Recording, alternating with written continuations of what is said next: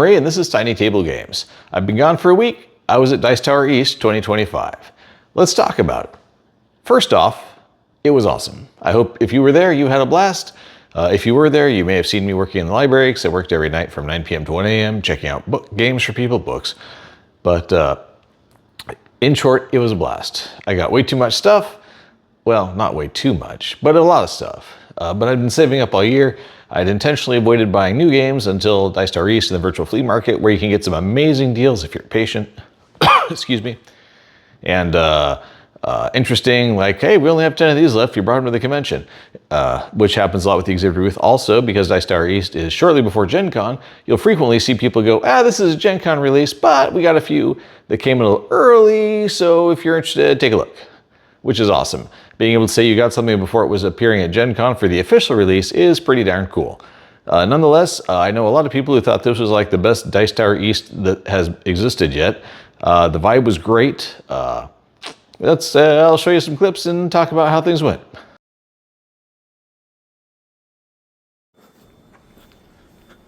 Day 0. Showing up to volunteer and start setting up in the morning. Day 0. The following song is coming like Mr. Kipling.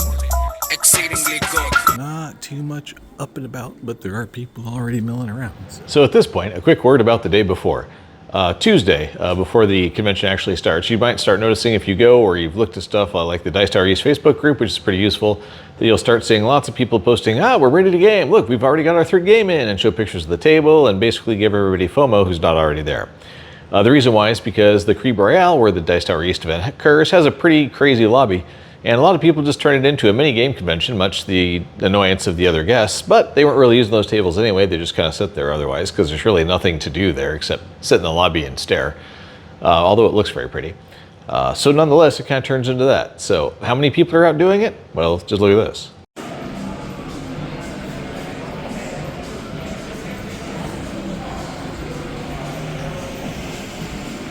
And although it's Tuesday, the day before the con officially starts, the gaming has begun.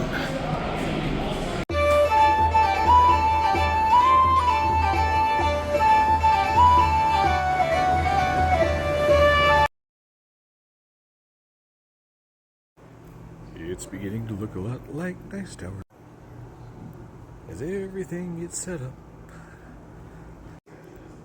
Soon. What if I don't want to enjoy my meal, huh? What about that? Where do I sit then?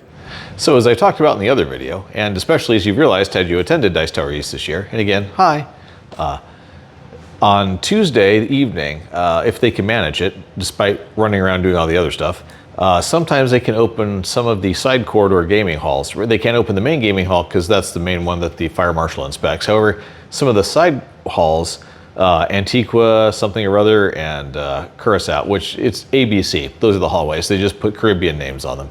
But in hallway C usually, which is also where the quiet room is, they'll usually open one of the side rooms for gaming starting on Tuesday night. While the hotel doesn't technically like that because the convention doesn't really start till the next morning, usually by Tuesday evening, we've reached critical mass of gamers in the lobby, and suddenly the hotel thinks that maybe opening one of the side rooms in the convention hall isn't such a terrible idea after all, if it will get everyone out of the lobby. So that's usually how that goes, and here's a quick look at how that looks on Tuesday evening.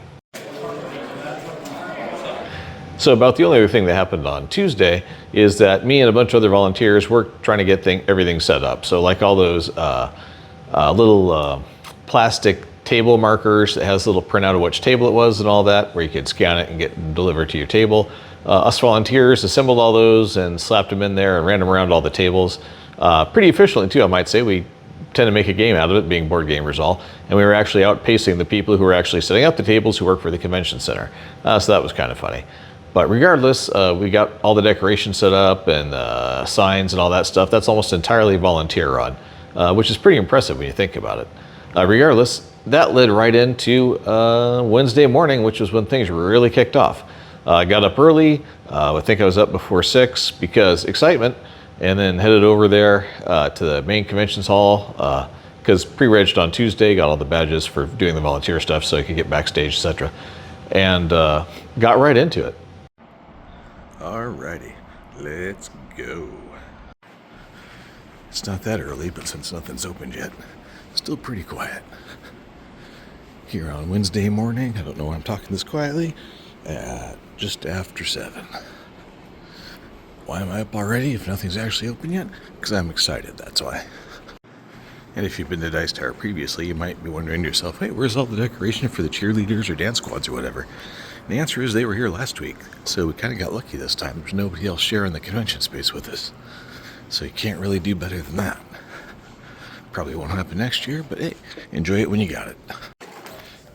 The Hot Games room is already open after playing some spinball with Tom, which is in fact a lot harder than it looks like it is. But he took mercy on me and actually told me how to play, so that was helpful, because otherwise it would have been kind of pathetic. Look at all the Nazgul.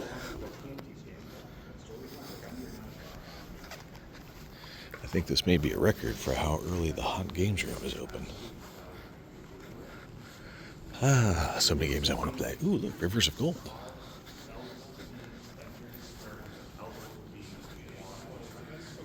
Several copies.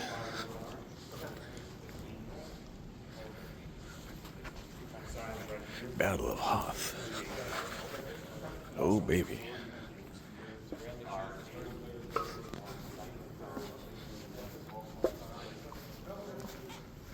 Galactica Harmonies again. Yes.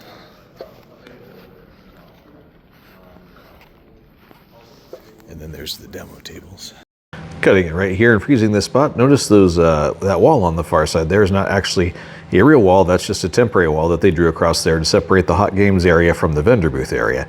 Because they had to give up that part of the convention hall on Sunday, they had the exhibit hall open early. Which kind of paid off in a sense, because with the Hot Games a bit separated from the exhibit hall, when the exhibitors left in the afternoon, didn't necessarily close the Hot Games hall, and you had more access to the Hot Games for longer. So it actually worked out really well, even if it wasn't the initial plan perhaps, but all things worked out good.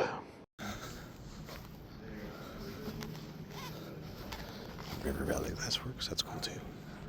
So it's no accident I was going to the Hot Games area as soon as it opened on Wednesday, because the first game I wanted to play and my most interesting game of the con that I really wanted to get to was Days of Wonder's new Battle of Hoth game, which is a kind of a reskin of Memoir 44. The rules are cleaned up a little bit different in places. I was a huge fan of Memoir 44, owned all of it before I eventually sold it out. I even had the early adopter army bag and all that stuff you could cram everything into, and it looked like a World War II army pack basically, which is kind of cool, but that's neither here nor there.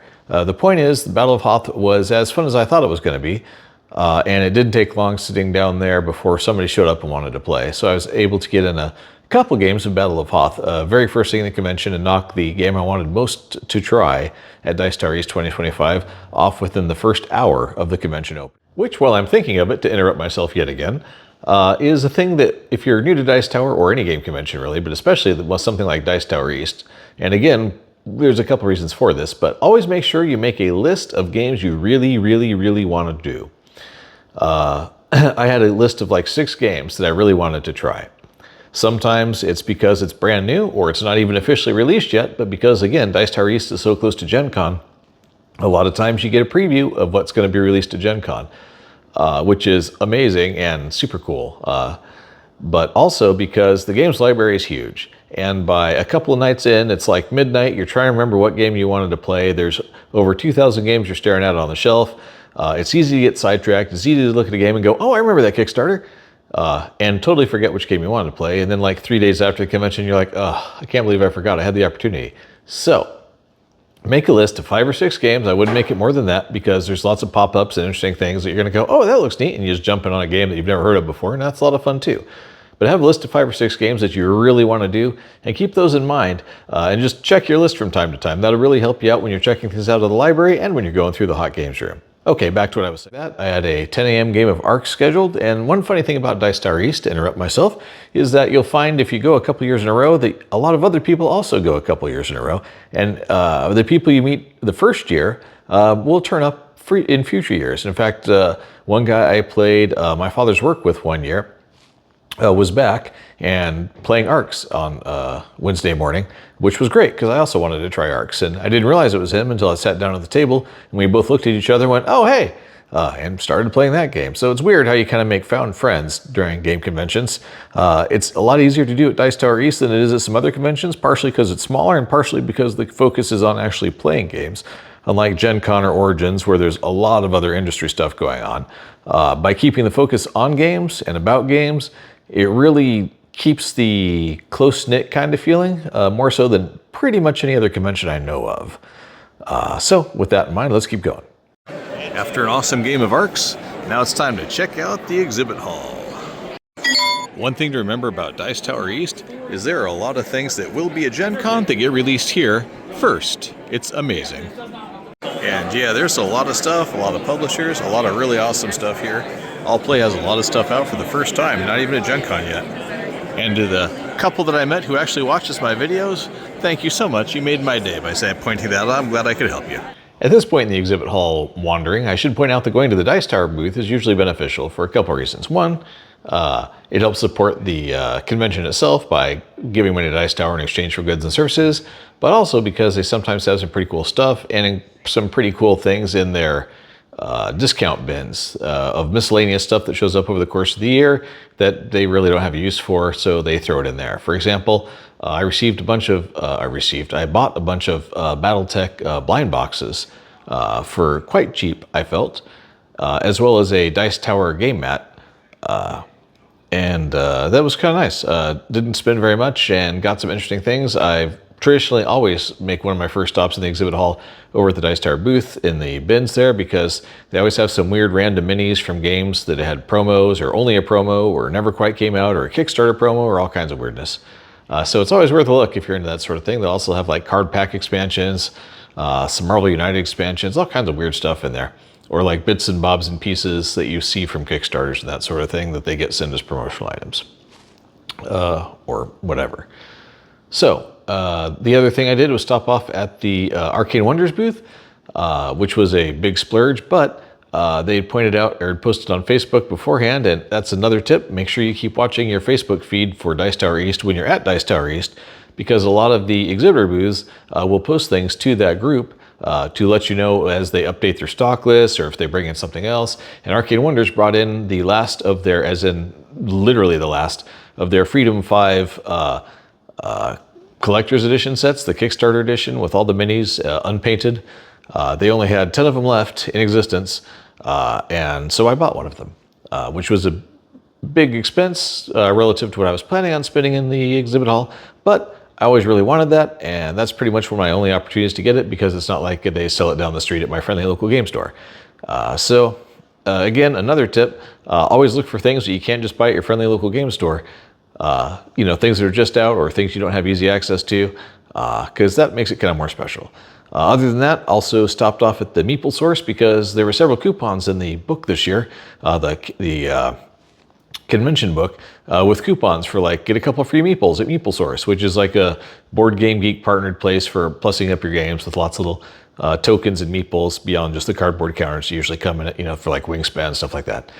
So picked up some Totoro meeples for my wife, who's a big fan, and which might seem a bit unbalanced as far as what I got for myself, what I got for her, but she's not that big of a gamer, relatively speaking. But she does like Totoro. So got that stuff and then wandered around a bit more and back to it. And those other things included going to the Paint and Take room, sponsored by Duncan Rhodes Tooth and Coats, which is pretty awesome, and Talsorian Games, I think it is, the US brand that's partnered with them for getting them over here. Regardless, it was extremely popular, by the way. They actually had to shut down early during the convention because so many people went in there and did it. It's the first year for a Paint and Take, to my knowledge, at Dice Tower East, at least in recent memory. There may have been some way back in the day, but I wasn't attending it then, so I couldn't tell you. But regardless, it was the first time that, since I've been going to Dice Tower East, that they had one. And I might say that Duncan Rhodes Tooth and Coats line of paints is excellent. I'd already been using it on my minis for a while now, along with a couple others, like Army Painter and Citadel and some Vallejo and a few others. P3, not the new ones, the old ones that I still had from my Worm Machine Army days.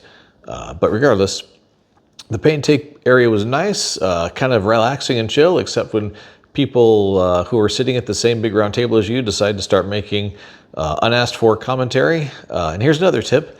Don't give people unasked for commentary when you're sitting in some place like the Paint and Take, where people are just trying to zen out and paint miniatures and relax and enjoy themselves and be at peace for a minute.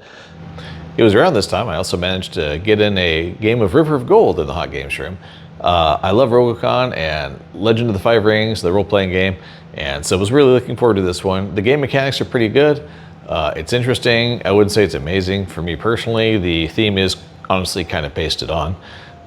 It might seem more thematic to somebody who hasn't played a lot of L5R, but if you have, you're like, meh.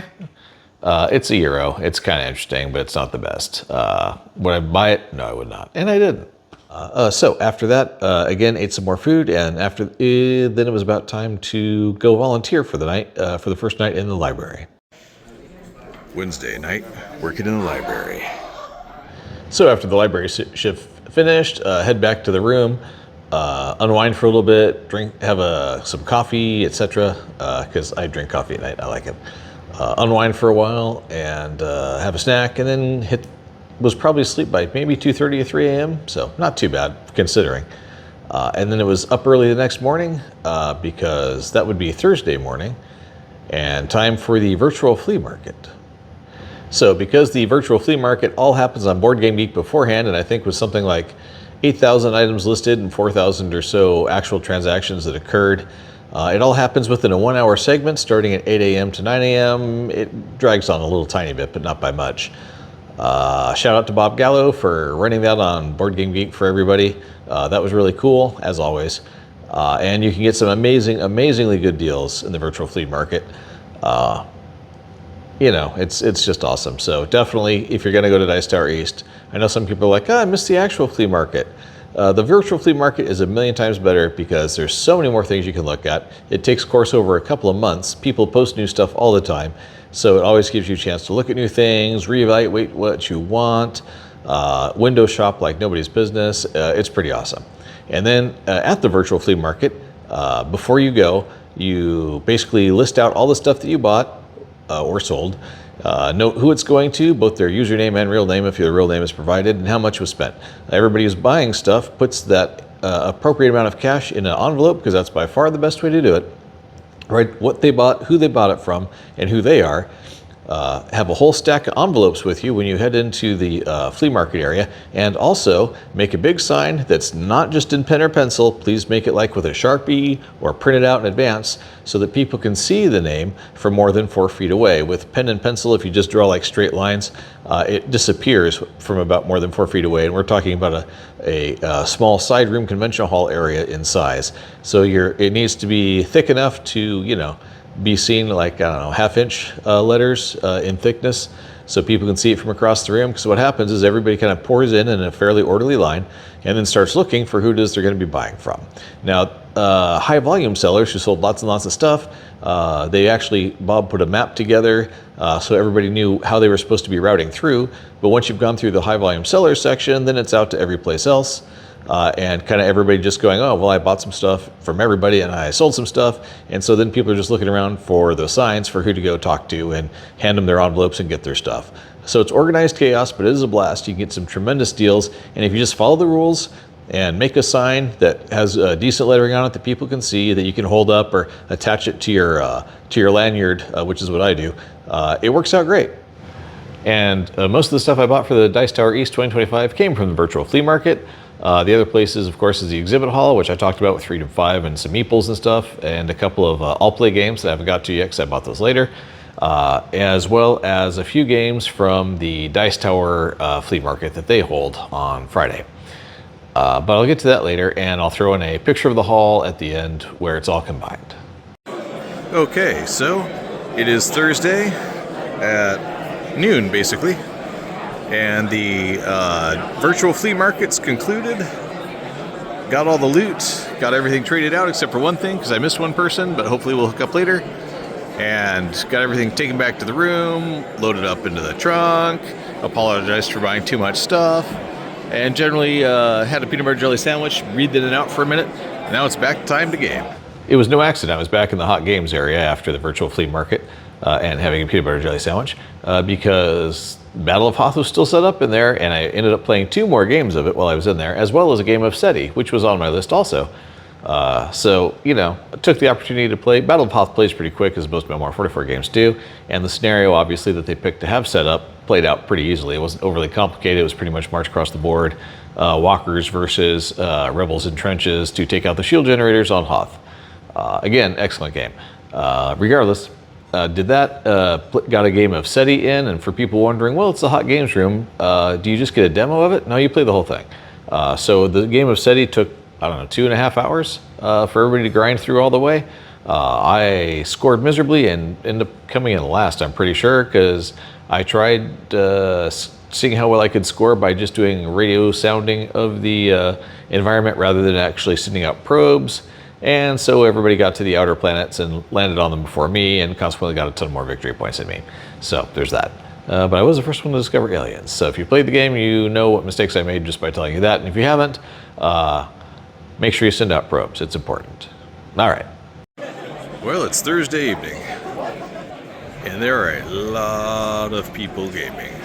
And after that, another sweep through the exhibitor hall and just looking around in general. It was back to the room to have some food, because we brought a lot of food this time rather than having to pay hotel prices for food or keep leaving the convention area to go across town or nearby or Disney Springs or whatever to eat.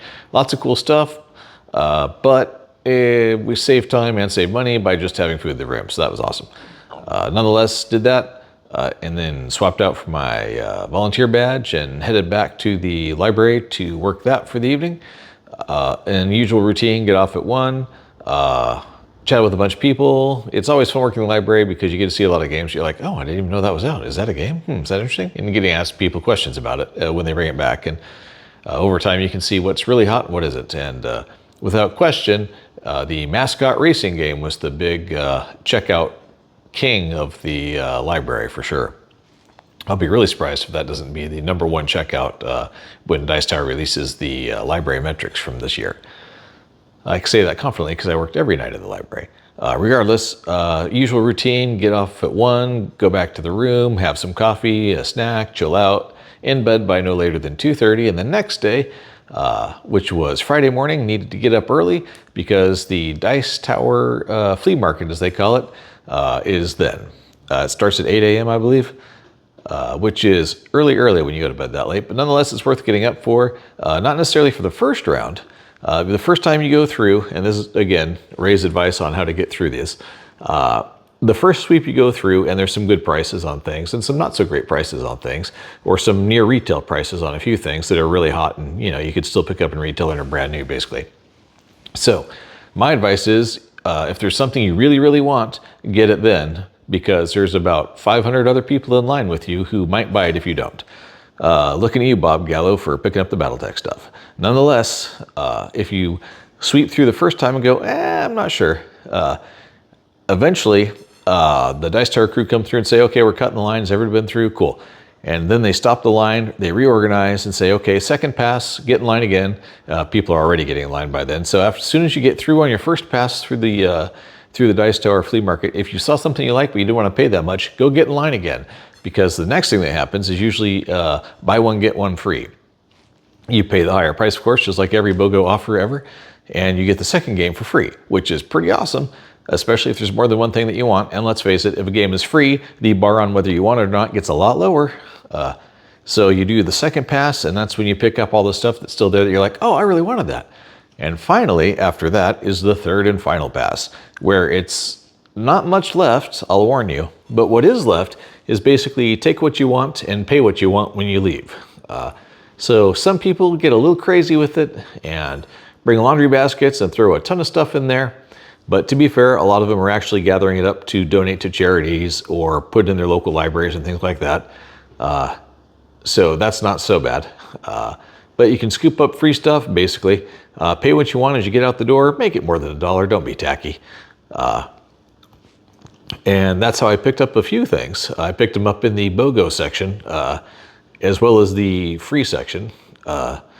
So yeah, it's a lot of fun. Kind of tiring, but very interesting. It's like high-speed shopping, which keeps it entertaining. So there's that.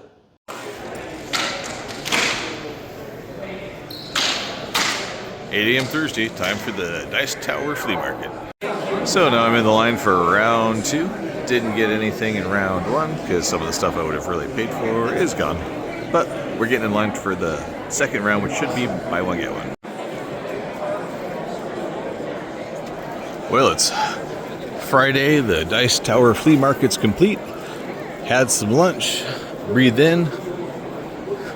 Now it's time to get back to some gaming. And it's currently 11:15.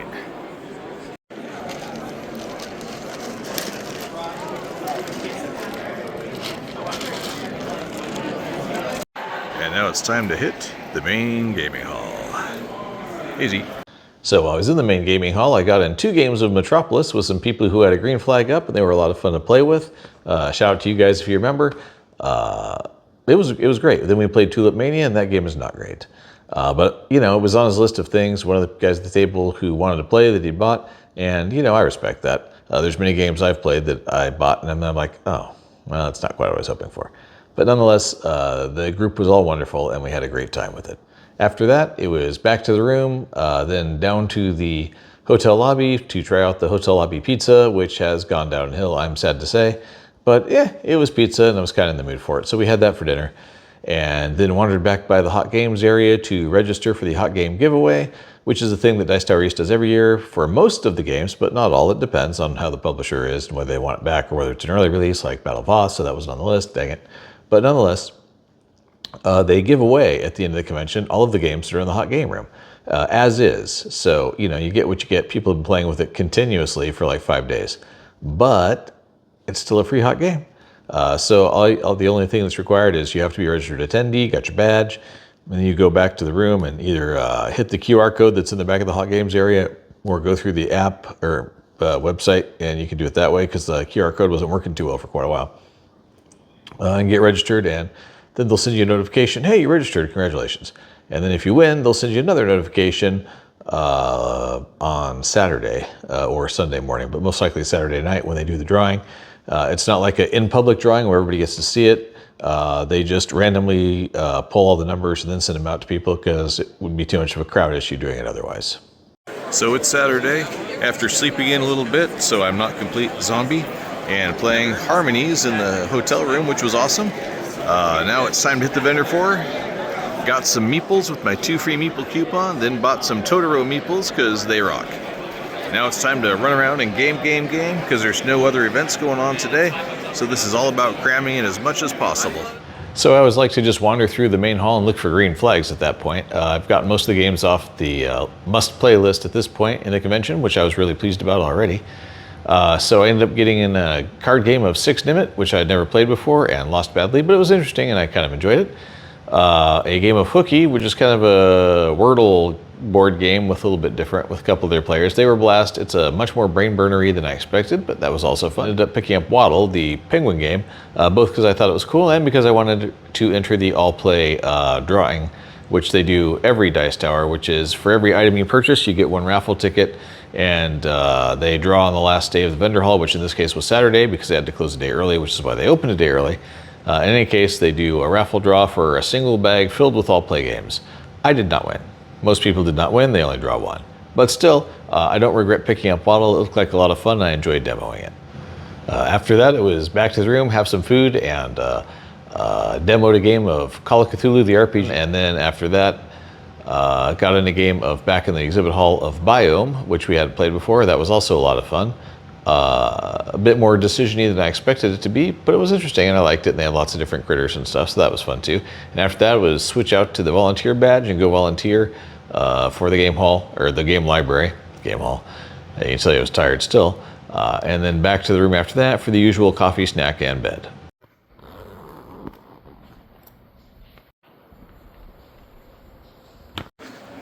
Sunday.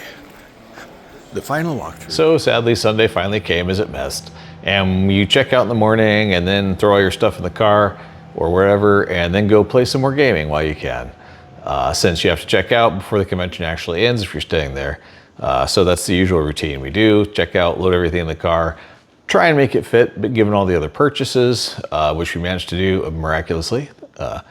And go do some final gaming stuff. The Hot Games giveaway was Sunday morning. One of our group actually got selected, so that was awesome. Picked up one of those games. They roll dice to determine order, then roll another die to determine whether they roll 2d10, and then you pick either, you know, the one of the two numbers, for example, 56 or 65, that sort of thing when you roll the dice. And then after everybody's rolled and picked a number, then they roll another die, and evens, they go low to high, odds, they go high to low. So it keeps it pretty fair that way. And then you wander around, pick a game.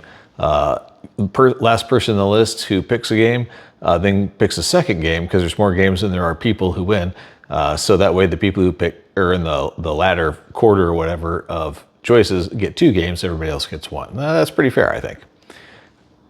Then we went to the volunteer wrap-up, where they take your sheet to confirm that you worked what you said you worked, do all the paperwork. Then they give all the volunteers who worked enough hours a free game, which is pretty awesome. I mean, nothing expensive, but still, that's pretty nice. And then we are off, basically, and that was the end. So now I'll put in the footage of all the stuff I got.